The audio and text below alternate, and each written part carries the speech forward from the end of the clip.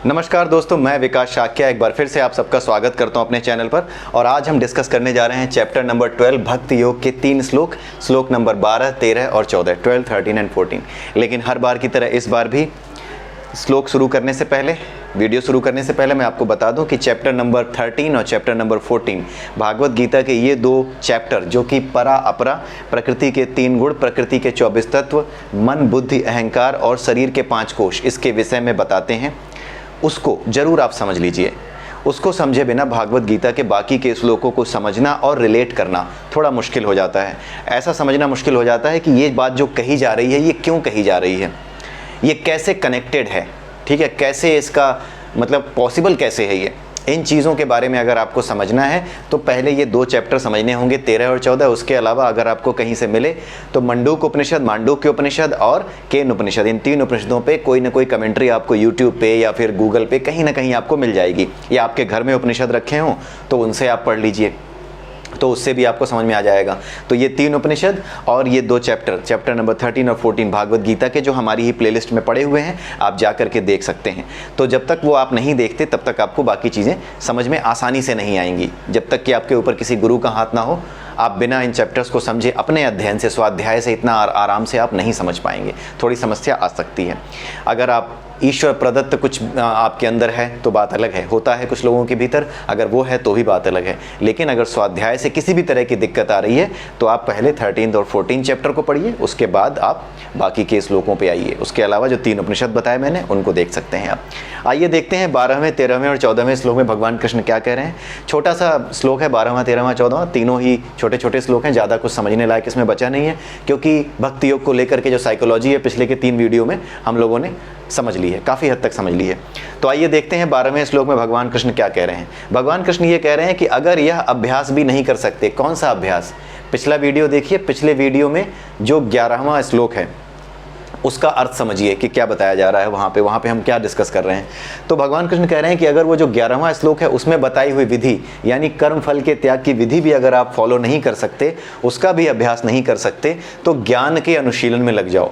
ज्ञान के अनुशीलन का मतलब ज्ञान योगी बन जाओ। यानी आप क्या करो कि आप जो है ज्ञान को समझो, ज्ञान के माध्यम से खुद को समझो। ज्ञान कौन सा, यही उपनिषदों का, जिसमें ये शरीर के 5 कोश, ये मन बुद्धि अहंकार, ये परा अपरा, इन सब के बारे में जानकारी प्राप्त करो, गुरु के निर्देशन में जानकारी प्राप्त करो। और धीरे धीरे धीरे करके जब ये ज्ञान होने लगेगा तो अपनी स्थिति को समझ जाओगे, अपनी स्थिति को समझने लगोगे कि इस अपरा में मेरा स्थान क्या है, शरीर में जो 5 कोश होते हैं वो किस तरह से मुझे प्रभावित करते हैं, क्यों मैं ऐसा करता हूँ, क्यों मैं ईश्वर तक नहीं पहुँच पा रहा, क्यों ईश्वर में मेरा ध्यान नहीं लगता।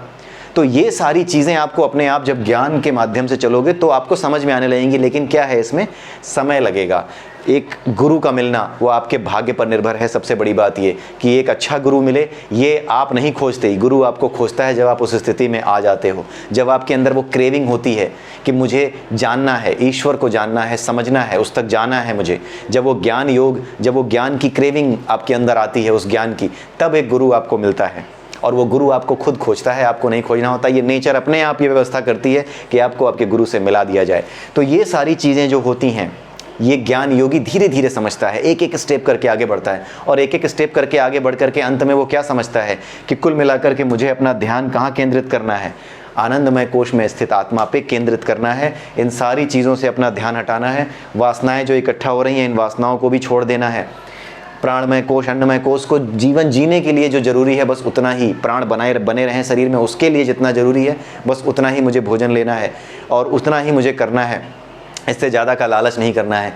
पैसे खूब कमा रहा है, खूब कमाना है, कोई दिक्कत नहीं है। पैसे भी अगर कमा रहा है तो माफ़ कीजिएगा, ये गिर गया था। तो पैसे अगर खूब कमा रहा है, पैसे भी खूब कमाना है, अगर कमा रहा है लेकिन उन पैसों में उसकी आसक्ति नहीं है, उसके जो कुछ भी उसने कमाया है वो अच्छे काम में लगा रहा है, जिस ज्ञान को वो पा रहा है उस ज्ञान को और आगे बढ़ाने के लिए अपने पैसों का इस्तेमाल कर रहा है, उस ज्ञान को जो लोग फॉलो करते हैं उनके लिए एक अच्छा वातावरण देने के लिए वो पैसे खर्च कर रहा है, ठीक है। तो कुछ भी कर रहा है, कुल मिलाकर जो कुछ कर रहा है ज्ञान के लिए कर रहा है, अपना ज्ञान बढ़ाने के लिए और दूसरे जो उस ज्ञान की तरफ जाना चाहते हैं उनकी मदद करने के लिए लिए जो कुछ कर रहा है वो श्रेष्ठ है, वो रास्ता भी अपना सकते हो, लेकिन अंत में उस रास्ते की परिणति कहाँ होती है, वो रास्ता अंत में कहाँ जाता है, वो रास्ता अंत में ध्यान की ओर आपको ले जाता है, ज्ञान से ध्यान की ओर ले जाता है। ज्ञान योग में इसीलिए मेडिटेशन और आपका जो योगा, ये दोनों चीज़ें मिश्रित होती हैं, दोनों मिली हुई होती हैं। योगा मतलब उससे जुड़ना, यानी इस अपरा से, इस ज्ञान से जुड़ना। मेडिटेशन यानी इस अपरा परा जो परमात्मा की प्रकृति है उसमें अपने आप को केंद्रित कर लेना, अपने ध्यान को केंद्रित करना पड़ता है उसके लिए। ठीक है, किसी भी चीज़ को समझने के लिए ध्यान तो चाहिए ही ना, तो अंत में ध्यान ही केंद्रित हो जाता है। तो ज्ञान से श्रेष्ठ क्या है, ज्ञान की उन्नति हो करके आपको क्या मिलता है, ध्यान। ज्ञान से आपको ध्यान मिलता है। ठीक है, जब तक आपको ज्ञान नहीं होता आप ध्यान नहीं लगा पाते। ठीक है, जब आपको ज्ञान होता है तो समझ जाते हो कि बिना ध्यान के ज्ञान नहीं है, तो ध्यान की प्राप्ति होती है आपको। तो ध्यान जब आपको प्राप्त हो जाता है तो ज्ञान से श्रेष्ठ क्या हो गया, ध्यान हो गया। जो काम करने से जो चीज़ प्राप्त होती है वही श्रेष्ठ होती है, इससे श्रेष्ठ होती है, लेकिन ये माध्यम महान होता है जो उस चीज़ की प्राप्ति कराता है। एक जगह अर्जुन ने पूछा था भगवान कृष्ण से कि ज्ञान कर्म से श्रेष्ठ है, फिर भी आप मुझे कर्म करने को क्यों कह रहे हैं। ज्ञान कर्म से श्रेष्ठ इसलिए है क्योंकि कर्म करके ही मनुष्य ज्ञानी बनता है, निष्काम कर्म करके ही अपने आप इस ज्ञान योग को प्राप्त हो जाता है। ये हम कर्म योग वाले चैप्टर में समझेंगे कि किस तरीके से ऐसा होता है। इसका भी अपना, अब आप इशारा समझ रहे होंगे और आप समझ भी रहे होंगे कि कैसा ऐसे हो जाता होगा, लेकिन आने दीजिए वो चैप्टर, वहाँ भी समझेंगे। ठीक है, तो भगवान कृष्ण कह रहे हैं कि ज्ञान से श्रेष्ठ ध्यान है, मतलब ज्ञान की तरफ जाओ और ज्ञान से श्रेष्ठ ध्यान है, इसलिए ज्ञान से आप ध्यान की तरफ पहुँच जाओगे। लेकिन फिर भी वो ये कह रहे हैं, 11वें श्लोक पे जोर दे रहे हैं कि फिर भी मैं यही कहता हूं कि ध्यान से श्रेष्ठ है कि कर्म फल का त्याग कर दो, क्योंकि वो आसान मार्ग है। कर्म फल का त्याग करना यानी कोई भी काम कर रहे हो, देश को सेवा की ज़रूरत है, तुम्हारे देश को तुम्हारे क्या बोलते हैं बलिदान की आवश्यकता है, देश सेवा की आवश्यकता है। कहीं समाज में कुछ समस्या चल रही है तो समाज को तुम्हारे धन की, तुम्हारे परिश्रम की, तुम्हारे पुरुषार्थ की आवश्यकता है, तो वो कर दो। तो जो कुछ आप कर रहे हो वो किसके लिए कर रहे हो, उसका त्याग कर दे रहे हो, उसे दूसरों के लिए अर्पित कर दे रहे हो, समाज के लिए अर्पित कर दे रहे हो। ठीक है, तो जब आप ऐसा करते हो तो क्या होता है, आपका मन अपने आप शुद्ध होता जाता है। और ये कैसे शुद्ध होता है इसका कोई साइंस नहीं है, अपने आप समझ जाओगे। ये साइंस होते हुए भी ये साइंस आपकी पकड़ में नहीं आएगा, सिर्फ आप अनुभव कर सकते हो कि ये हो कैसे जाता है। जो एग्जाम्पल पिछले वीडियो में दिया था कि कोई गरीब आदमी बैठा है, ऑफिस से मार दुनिया भर का झगड़ा करके आप निकले हो, लेकिन वो आदमी जो गरीब बैठा है, भूखा बैठा है, उसे खाना खिला दिया, तो अपने आप जो वो ईर्ष्या द्वेष, वो जो गुस्सा था, अपने आप उसे खाना खिलाते ही उसका भूखा जो था उसका पेट भरते ही, उसके चेहरे पर मुस्कान आते ही आपके भीतर वो जितनी वासना थी वो अपने आप शांत हो जाएगी। यही होता है, तो ये चीज़ समझाई गई है। तो कुल मिलाकर के चित्त को शुद्ध करने का उपाय भक्ति है। इसीलिए भगवान कृष्ण कह रहे हैं कि अगर तुम अगर कुछ भी नहीं कर पा रहे हो, भक्ति का पालन नहीं भी कर पा रहे हो, तो ज्ञान की तरफ जाओ। लेकिन फिर भी अंत में घूम के वो यहीं आते हैं कि ज्ञान से ध्यान श्रेष्ठ है, और ध्यान से भी श्रेष्ठ क्या है, 11वें श्लोक में जो बता चुका हूँ, उसको कर पाओ तो बेहतर है। मतलब जोर वो उसी पे दे रहे हैं, क्योंकि जो कर्म फलों का त्याग है ना, वो सबसे सस्ता काम है उन सभी विधियों में कि भाई रोज़ सुबह उठ करके वो करना, ये करना, उसमें भी आलस आ रहा है, फिर भी ईश्वर को पाना है। तो क्या है कि उन्होंने हर तरीका बता रखा है, इतना लिबरल बना रखा है इसको, ईश्वर को पाना बिना किसी जानवर की हत्या किए, बिना किसी का नुकसान किए, बिना किसी को नुकसान पहुँचाने की इच्छा रखे, किसी को कष्ट पहुंचाए बिना अगर कोई चीज़ आपको ईश्वर से मिला सकती है तो वो सनातन का ये संदेश है, जो बहुत लिबरल है और बहुत ही पवित्र है, जिसमें किसी निर्दोष का चीख या किसी निर्दोष की तकलीफ शामिल ही नहीं है। ठीक है, तो यही चीज़ भगवान कृष्ण कह रहे हैं कि कर्म फल का त्याग बहुत आवश्यक है, और उस कर्म फल के त्याग से ही आप जो है बड़े आराम से इस चीज़ का अभ्यास कर सकते हो, और कर्म फल का त्याग करके भी मुझ तक पहुंच सकते हो, मुझ में चित्त को स्थिर कर सकते हो, क्योंकि वासनाएं अपने आप नष्ट होने लगती हैं जब कोई व्यक्ति ध्यान से श्रेष्ठ यानी कर्म फल का त्याग करता है। ध्यान से श्रेष्ठ जो कर्म है वो कर्म फल का त्याग जब करता है, अपने आप चित्त की वासनाएं शांत होने लगती हैं और ईश्वर में ध्यान अपने आप लगने लगता है। ईश्वर स्वयं अपने आप आपको जो है अपनी ओर जो है आकर्षित करने लगता है। आपको खुद अपना मन लगने लगेगा कि हाँ, जो अगर आप कल तक नास्तिक भी थे ना, और अगर ऐसे आप कर्म करने लगे तो किसी मंदिर या किसी गुरुद्वारे या किसी भी जगह कोई भी ऐसा पूजा स्थल है जो पवित्र पूजा स्थल होता है, उसके सामने से गुजरेंगे तो आपको नास्तिक होने के बावजूद भी एक न्यूट्रल सा भाव पहले आना शुरू होगा। फिर बाद में अपने आप समझने लगोगे कि यार बिना वजह ही मैं शायद इन चीज़ों की बुराई करता था, इनकी बुराई करने की आवश्यकता ही नहीं है, ये तो स्वयं अपनी ओर आकर्षित कर रहे हैं, ये तो निश्चल भाव से खड़े हैं, इनका तो उद्देश्य है अपने भक्तों को, ईश्वर के भक्तों के एजेंट के रूप पे ये सारे के सारे मंदिर और ये एक तरीके से काम कर रहे हैं, अलग अलग विधियों के लिए ये बने हुए हैं। आपकी बुद्धि अपने आप खुलने लगेगी, तो ज्ञान अपने आप खुलने लगता है जब आप कर्म फलों का त्याग करने लगते हैं। तो दुनिया के सबसे बड़े नास्तिक भी क्यों ना हो, अगर आप कर्म फलों का त्याग करना जानते हैं तो एक दिन आप आस्तिक बन जाएंगे, ये गारंटी है। ठीक है, 13वां और 14वां श्लोक देखते हैं। 13वें और 14वें श्लोक में भगवान कृष्ण ने केवल भक्त के गुण बताए हैं कि जो भक्ति योग में व्यक्ति काम करता है उसके गुण क्या होते हैं। ऐसा व्यक्ति किसी से द्वेष नहीं करता। आपको समझाने की जरूरत नहीं है कि द्वेष क्यों नहीं करता, क्योंकि मनोमय कोश में कोई वासना ही नहीं है तो द्वेष नहीं होगा। ये हम बहुत पहले डिस्कस कर चुके हैं कि अगर मन में वासना नहीं, और कई बार डिस्कस कर चुके हैं, अगर मन में वासनाएं जन्म नहीं लेती तो द्वेष नहीं होगा। अगर मन में वासनाएं नहीं हैं तो सभी जीवों के प्रति आप दयालु होगे, करुणा का भाव उत्पन्न होगा, सभी जीवों के आप दयालु मित्र बन जाओगे। स्वयं को स्वामी नहीं मानोगे। कैसे मानोगे? जब आप जान जाओगे कि हाँ अंत में स्वामी आप हो ही नहीं। जब स्वामी मानोगे तो मनोमय कोश में दिक्कत बनी रहेगी। जब तक आप अपने आप को स्वामी मानोगे, मनोमय कोश में वासनाओं के बीज पड़ते रहेंगे। तो जिसके मनोमय कोश में वासनाओं के बीज पड़ने बंद हो जाएंगे, यानी भक्ति योगी के लिए यही बताया गया है, जब वो कर्म फलों का त्याग कर देगा तो उसके मन में वासनाओं के बीज पड़ने ही बंद हो जाएंगे। जब वो बंद हो जाएंगे तो वो स्वामी खुद को नहीं मानेगा। मिथ्या अहंकार, मिथ्या अहंकार क्या होता है? अपने शरीर को ही खुद को मानना कि मैं सिर्फ ये शरीर हूँ, इसके अतिरिक्त तो कुछ नहीं हूँ, ये मिथ्या अहंकार है। मिथ्या अहंकार से मुक्त हो जाओगे, सीधी सी बात है। इस ज्ञान को जो जान जाएगा, इन चीज़ों को जो समझ जाएगा, वो मिथ्या अहंकार से तो मुक्त हो ही जाएगा। जो कर्म फलों का त्याग करने लगेगा वो जानने लगेगा कि सिर्फ और सिर्फ ये शरीर नहीं हूँ कि मैं अपने लिए काम करूँ, मेरे अंदर कुछ और भी है। एक करुणा की भावना है जो कहती है कि दूसरों की मदद करो, दूसरों का कल्याण करो, दूसरों के कल्याण की जो है भावना अपने मन में रखो। तो अपने आप वो जो है मिथ्या अहंकार से मुक्त हो जाएगा। सुख दुख में समभाव है, वो समझ जाएगा कि सुख दुख अगर आते हैं तो वो सुख और दुख सापेक्ष हैं। कोई चीज़ जो एक के लिए सुख है वही दूसरे के लिए दुख होती है। कोई आदमी, किसी आदमी को जो है गोल्ड मेडल मिल गया तो वो किसी आदमी को सिल्वर मिल गया तो वो खुश नहीं है, किसी को ब्रॉन्ज मिल गया तो वो उसमें खुश है।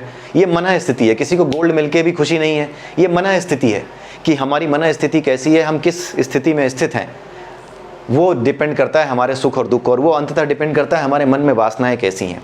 अगर हमारे मन में वासनाएं किसी और चीज़ को पाने की थी तो हम कभी सुखी हो ही नहीं सकते। अगर कोई चीज़ हमें मिल भी गई है, लोगों को लगेगा कि यार इसको तो ये चीज़ मिल गई है, लेकिन उससे पूछो उसकी वासनाएं तो उसे कहीं और उड़ा लिए जा रही थी, तो आपको लग रहा है कि वो तो सुखी हो गया होगा, इसके लिए तो बड़ा अच्छा होगा, लेकिन अंततः वो अंदर से दुखी है। अगर आप उससे पूछेंगे, आप उसके परम मित्र होंगे, तो आप जान रहे होंगे कि इसकी समस्या क्या है, ये अभी भी दुखी है। ठीक है, कोई चीज़ किसी दूसरे के लिए दुख है तो किसी दूसरे के लिए वही चीज़ सुख है। तो सुख और दुख सापेक्ष शब्द हैं जो केवल अपने मनोमय कोश में जो हमने वासनाएं भरी हैं, जो कर्म हमने किए थे, कर्म के बदले जो वासनाएं बनी हैं। कर्म हमने कुछ ऐसा किया था, किसी से बदला लेना था, किसी से हमें जलन थी, किसी से ईर्ष्या थी, तो हमने कर्म किया। अब उस कर्म के बदले हमने उस कर्म को कर तो दिया, किसी से जलन के बदले हमने कर्म कर तो दिया, उसका नुकसान करने के लिए कुछ कर तो दिया, लेकिन हुआ क्या अंत में कि जो हम करना चाह रहे थे वो नहीं हुआ। तो क्या हुआ? अंदर से क्रोध की भावना और बढ़ी, ईर्ष्या और बढ़ गई। जैसे दुर्योधन ने बहुत कोशिश की कि इन पांडवों को बर्बाद कर दिया जाए, लाक्षागृह में जला के नष्ट कर दिया जाए। अंत में पता चला कि ये तो जिंदा है, तो उसके अंदर और जो है आग जग गई कि यार ये जिंदा कैसे बच गए। तो ईर्ष्या और द्वेष की भावना से जो कर्म उसने किया, जब उसमें फल नहीं मिला तो ये उसकी मन स्थिति यानी वासना, ये जो मन स्थिति थी, वासना से ग्रसित मन स्थिति थी, उसकी वजह से क्या हुआ? उसे फिर दुख हुआ। पहले वो सोच रहा था ये मर गए, सुखी हो गया, एक भ्रम था कि वो सुखी हो गया है कि चलो अब मर गए सब, अब मैं राज करूंगा। लेकिन जैसे ही पता चला कि ये तो जिंदा है, वो फिर दुख में बदल गया। तो दुख उसे क्यों था? क्योंकि उसके भीतर वासना थी, जलन की भावना थी, बदला लेने की भावना थी, किसी को नुकसान पहुंचा करके खुद को ऊंचा उठाने की भावना थी, इसीलिए उसे दुख हो रहा था। तो क्या ये वाकई में दुख का वास्तविक कारण है? क्या दुख का वास्तविक कारण पांडव हैं उसके? नहीं, उसके दुख का वास्तविक कारण उसके मन में पनपने वाली वासना है। पांडव उसके दुख का कारण नहीं है। आदमी किसी दूसरे को दुख का कारण कह के खुद को धोखा देता है। उसके अंदर की वासना, उसके अंदर की जलन, उसके अंदर की ईर्ष्या उसकी सबसे बड़ी दुश्मन होती है। वही उसको दुख और सुख पहुंचाती है। और जो इस सुख और दुख दोनों से अलग हो जाए, इसका क्या मतलब है? वो वासना से अलग हो गया। उसे क्या जो है सुख और क्या दुख, जो वासना से अलग हो गया। जो आदमी अपने कर्म फलों का त्याग कर देता है, उसे सुख और दुख से कोई मतलब ही नहीं है। वो तो केवल उसमें मतलब आनंद का अनुभव करता है। सुख दुख से अलग है, एक अलग ही आनंद। सुख और दुख अनुभूतियां हैं, लेकिन आनंद अपनी स्थिति है। आनंद हमारी स्थिति है। आनंद का मतलब सुख नहीं होता। आनंद हमारी स्थिति है। सुख और दुख सापेक्षिक अपेक्षाएं हैं हमारे कर्मों के फल के प्रति, लेकिन आनंद अपनी स्थिति। हम स्वयं से आनंदमय हैं, हम खुद आनंदमय हैं। लोग कहते हैं ईश्वर को पाना है, पाना उसे नहीं होता, प्राप्त है वो आपको। जैसे मृग होता है, उसकी कुंडल जो है, उसकी कस्तूरी उसी के पास होती है, उसकी नाभि में, लेकिन वो खोजता फिरता है। वही हालत हमारी है कि आनंदमय तो हम हैं ही, परमात्मा तो हमारे भीतर निवास करता है, उसे हम देखना नहीं चाहते, देख नहीं पाते। तो ये स्थिति है। तो जो आदमी सुख दुख में संभाव रखता है, सहिष्णु है, यानी किसी भी चीज़ को सह लेता है, जो कुछ गलत हो रहा है, जो कुछ सही हो रहा है, उसके जीवन में कुछ भी आ रहा है उसे सह लेता है। कोई सहयोगी उसका कोई बहुत अच्छा दोस्त दुश्मन बन गया, उसने सह लिया, ठीक है। कोई उसे गाली देकर चला गया, उसे पता है कि नहीं इसने मुझे गाली दी है, व्यक्तिगत समस्या है उसकी, मुझसे गाली दे दी है, कोई बात नहीं, ठीक है, वो सह गया, ठीक है, सहिष्णु बन गया, जिसको टॉलरेंट कहते हैं इंग्लिश में। आत्मसंतुष्ट है। आत्मसंतुष्ट का मतलब ये नहीं कि बस अब पढ़ गया, बस हो गया, बहुत कुछ हो गया, ये मूर्खों की परिभाषा है। आत्मसंतुष्टि की मूर्खों की परिभाषा यही होती है कि अरे ऐसे लोग तो आलसी होते हैं, आत्मसंतुष्ट जो हो गए वो फिर जो है क्या बोलते हैं, जितना कमा लिया है, जितना काम कर लिया, उसके बाद वो आराम से सोने चला जाएगा, ये आत्मसंतुष्ट है। ये मूर्खों की परिभाषा है। आत्मसंतुष्टि का अर्थ होता है अपनी वास्तविक स्थिति से, अभी की स्थिति से परेशान ना होना, धैर्य रखना कि ये जो स्थिति है ठीक है, जो मेरे पास अभी स्थिति है वो ठीक है, मैं कर्म करता जा रहा हूँ, मुझे परवाह नहीं है, मैं कर्म करता जाऊँगा तो मेरी स्थितियाँ भी एक दिन अपने आप बदल जाएंगी, मुझे सोचना नहीं पड़ेगा। वो कर्म करने से नहीं रुकता जो आत्मसंतुष्ट व्यक्ति है। ये मूर्खों की परिभाषा है कि आत्मसंतुष्ट व्यक्ति कर्म करना बंद कर देता होगा, काम करना बंद करके आलसियों की तरह सोता होगा। ये मूर्खतापूर्ण परिभाषा है, ये मूर्खों की परिभाषा है। उसका कोई रिलेशन इस आत्मसंतुष्टि से नहीं है। आत्मसंतुष्टि का अर्थ है अपनी वास्तविक स्थिति में खुश रहना, आनंद में रहना, धैर्य रखना कि हाँ ठीक है, जो कुछ अभी है कोई बात नहीं, हमारे लिए इतना करना आवश्यक है, लेकिन हम धैर्य रखते हैं, धीरे धीरे अपना प्रयत्न करते रहते हैं, अपने आप सब कुछ होगा, अपनी तरफ से केवल हम 100% देते हैं, बाकी चीज़ें होती जाएंगी। इसको कहते हैं आत्मसंतुष्टि। कुल मिलाकर के धैर्य रखना ही आत्मसंतुष्टि का एक तरीके से पर्यायवाची, फिलॉसॉफिकल पर्यायवाची आप समझ सकते हैं। धैर्य रखने को आत्मसंतुष्टि कह सकते हैं, ठीक है। फिलॉसॉफिकल लेवल पे जो पर्यायवाची यानी उसका सिनोनिम है वो धैर्य ही है, ठीक है। आत्मसंयमी है, अपने ऊपर संयम रख पाता है। ये भक्त अपने ऊपर संयम रख पाता है, क्योंकि जिसके अंदर वासना ही नहीं होंगी वो संयम तो रख ही लेगा। कुल मिलाकर के भक्त जो ईश्वर के प्रति अपने कर्मों का त्याग कर रहा है वो आत्मसंयमी तो होगा ही, क्योंकि उसको किसी तरह की जो है अपेक्षा ही नहीं होगी, किसी तरह की यही नहीं होगी कि ये जल्दी से मिल जाए। उसे पता है कि जो ईश्वर है वही सब कुछ कर रहा है, ठीक है। तो उसके अंदर कोई जल्दीबाजी, किसी तरह का जो है असंयमन कि हाँ भाई ठीक है मुझे और चाहिए, मुझे और चाहिए, ये चीज़ें ख़त्म हो जाती हैं। जो ठाकुर जी की सेवा में लग गया उसके अंदर से ये चीज़ें गायब होने लगती हैं। ये इसके पीछे कोई साइंस नहीं है, ये अपने आप समझ में आती है। साइंस होने के बावजूद भी ये ऐसा साइंस है जो आप किसी को समझा नहीं सकते, खुद महसूस कर सकते हो। वही बात है, गूंगे के मुंह में गुड़ रख दीजिए, वो बता नहीं पाएगा कितना मीठा है, बस केवल इशारों से बताएगा, अपने भावों से कहेगा कि यार ऐसा होता है, यार मैं कैसे बताऊं, बड़ा मीठा लग रहा है, बता नहीं पाएगा। ये वही हालत है। निश्चय के साथ मुझ में मन एवं बुद्धि को स्थिर रखता है। इसका क्या मतलब है निश्चय के साथ? निश्चय के साथ रहने का मतलब यह है, मान लीजिए आप बहुत बड़े भक्त हो, आप भक्ति योग में हो, आप अचानक से आपका दोस्त आता है, कोई नास्तिक दोस्त है आपका, या फिर कोई ऐसे लोग हैं जो कुछ ज़्यादा ही लॉजिकल और कुछ ज़्यादा ही ज्ञानी खुद को समझते हैं, वो आपको बताने लगे कि ये सब क्या करते हो, इससे क्या होता है, तुम्हें लगता है पत्थर की मूर्ति तुम्हें कुछ देगी। अब भक्त उसे कैसे समझाए कि पत्थर की मूर्ति इसलिए नहीं पूज रहा कि उसे कुछ मिले, सोना चांदी मिले, इसलिए नहीं पूज रहा भाई, वो भावों के साथ अपने ईश्वर से जुड़ना चाहता है, वो इसलिए अपनी मूर्ति को जो है प्रेमवश उसे गले लगा रहा है, अपनी मूर्ति को अपने भावों के साथ जोड़ रहा है। वो कुछ पाने के लिए नहीं कर रहा, इसीलिए एक्सप्लेन नहीं कर पाता। और मूर्खों को ये लगता है कि ये सब क्या है, ये तो बता नहीं पाते, ये अंधे अंधविश्वासी लोग हैं। ये अंधविश्वास नहीं है, वो मूर्ख हैं जो नहीं समझ पा रहे, और आप समझा भी नहीं पाएंगे। ऐसे लोगों को समझाने का प्रयास भी मत कीजिए, क्योंकि वो कभी नहीं समझ पाएंगे। और सबसे बड़ी मुसीबत ये कि समझाना भी मुश्किल है, अपने आप से भी आप नहीं समझा पाएंगे, क्योंकि इसके पीछे लॉजिकल रीजन नहीं होता। ये प्रैक्टिस करना पड़ता है। जब ये आप प्रैक्टिस करते हैं तो अपने आप आपको महसूस होता है कि हाँ यार ये तो सच था। अब उस नास्तिक आदमी से आप कैसे कहोगे कि तुम भी करके देखो प्रैक्टिस, तभी तुम जान पाओगे, कैसे वो करेगा। वो तो अपने आप को अहंकार में चूर किए बैठा है कि जो ज्ञान मेरे पास है ना वही सबसे महान ज्ञान है, इस ज्ञान से बड़ा तो कोई ज्ञान ही नहीं है, मैं तर्क कर लेता हूँ, मैं ही बुद्धिमान हूँ, ये तो गधा है, ये जो मूर्ति की पूजा कर रहा है गधा है। कई बार ऐसे भी लोग होते हैं जो बड़े बड़े साइंटिस्ट होते हैं, मूर्ति की पूजा कर रहे होते हैं, और एक गधा जिसने अपने जीवन में कुछ नहीं किया, पता नहीं बड़ी मुश्किल से एग्जाम पास करता है, अपनी किताबों की चीज़ें उसे याद नहीं रहती, लेकिन कहता है अरे ये कितने पाखंडी, इतने बड़े साइंटिस्ट होकर के ऐसे पाखंडी हैं। उस गधे को पता ही नहीं होता कि वो पाखंडी नहीं है, इसके पीछे एक बहुत बड़ा साइंस है, जिसे केवल और केवल भावनाओं के तारों से, भावनाओं से ही समझा जा सकता है, उसे नहीं समझाया जा सकता। इसीलिए भक्ति योग में लगना ईश्वर की कृपा मात्र है। अगर आप भक्ति की ओर जा रहे हैं ईश्वर की, तो ऐसे आप ईश्वर की कृपा समझिए, नहीं तो वो जो नास्तिक है उससे आप कहते रह जाइए कि यार ये समझाया नहीं जा सकता, एक बार करके देखो ना, ये जो कहा जा रहा है ये सब करके देखो ना। कहेगा आटो यार क्या करके देखो, तुम पागल हो, मुझे ही पागल बना रहे हो, वो यही कहेगा। तो ये कराया नहीं जा सकता। इसे ईश्वर की कृपा समझिए कि आप ईश्वर की भक्ति में लगे हैं, ठीक है। तो ये चीज़ है। तो निश्चय करके, अब होता क्या है कि वो कितना भी आपको समझाए कि ये क्या है, वो क्या है, ये सब तो पत्थर की मूर्तियाँ, क्या करते हो, तब भी आप निश्चय पूर्वक लगे रहोगे। आप सोच करके देखिए कि आपको अगर ये बातें समझ में आ रही है तो आपका कितना भी नास्तिक दोस्त कितनी भी लॉजिकल बात कर ले, कितनी भी लॉजिकल बात कर ले, क्या आप इस रास्ते से हटोगे? आप मुस्कुराओगे, कहोगे ठीक है यार, तू अपने में खुश रहे, मुझे अपने में खुश रहने दे, आप नहीं छोड़ोगे। लेकिन जिसके मन में जरा सी भी शंका है, वो क्या होगा? वो कहेगा हाँ यार बात तो सही कह रहा है। खाना पूर्ति के लिए पूजा करोगे, फिर धीरे धीरे वो पूजा ही बंद हो जाएगी और एक दिन आप उसी की तरह नास्तिक बन जाओगे। तो किसी तरह का संशय जिसके मन में नहीं होता वही ईश्वर की भक्ति में लग पाता है। भक्ति योग का यही रहस्य है। संशय, ये सब चीज़ें खत्म हो जाती हैं। अब आप देखिए, आपको पता ही नहीं चल रहा होगा कि आपके भीतर से संशय कैसे खत्म हो गया कि आप ईश्वर की भक्ति के लिए तैयार हो। आप भक्ति के लिए तैयार हो, आप मानो या ना मानो, कल से, अभी से आपकी मन स्थिति बदल चुकी है। अगर कुछ भी था और यहाँ तक आप आ गए हो, शुरू से यहाँ तक वीडियो देखते हुए, सारे वीडियोज़ यहाँ तक देखते हुए आ गए हो, तो आपकी स्थिति बदल चुकी है दोस्तों।